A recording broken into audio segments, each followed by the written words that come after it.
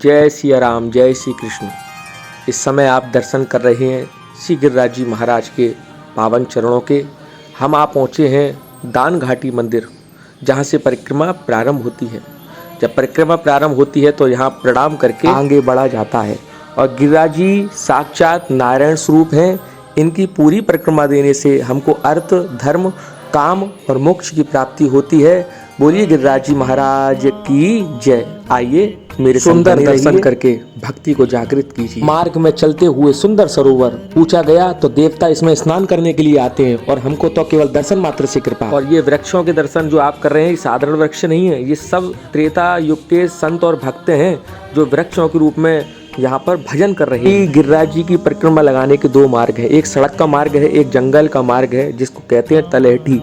उस तलहटी में से आप परिक्रमा लगाएंगे तो बालू ही बालू चारों ओर बिखरी पड़ी है। कथाओं का गुणगान सुनाई दे रहा है और सुंदर वायु, शीतल मंद सुगंध हवा बह रही है। ऐसे ऐसे संतों के दर्शन देखकर जीवन धन्य हो जाता है। दो परिक्रमा बांटी गई हैं, एक 12 किलोमीटर की है और एक 9 किलोमीटर की है। 7 कोस की परिक्रमा है। महाराज बैठे हुए हैं और अपने हाथों से ही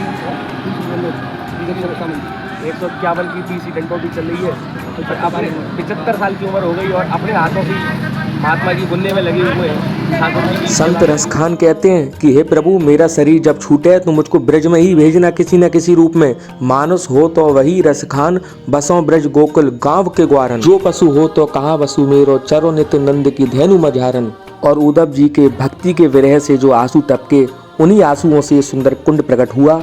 सत्य मानिए कब 2 घंटे व्यतीत हो गए ये मालूम नहीं पड़ा, क्योंकि मोर और चिड़ियों की चिरचिराहट कान में आना प्रारंभ हो गई। आप भी इसी विधि के अनुसार परिक्रमा लगाइए। शाम का समय हुआ, संध्या वंदन का समय हुआ, मन को कंट्रोल करने का अभ्यास।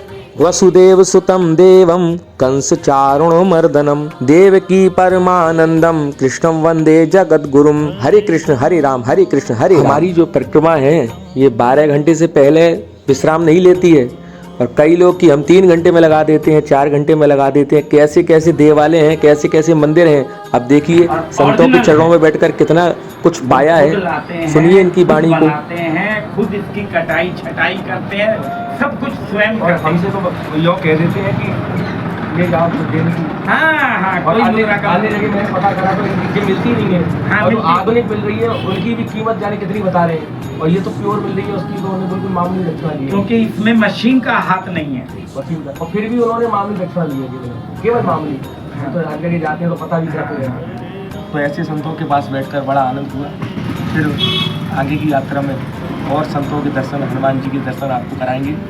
यह कुछ सामग्रियां हैं हनुमान जी के चरणों में अर्पित करी है।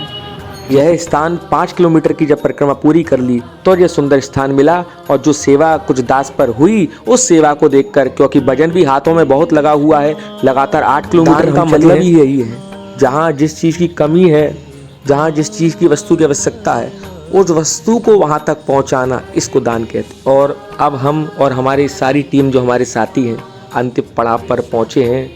संध्या का समय हुआ। तो कैसी लगी आपको यह वीडियो अवश्य बताएं, सब्सक्राइब करें, ढेर सारा प्यार दें। जय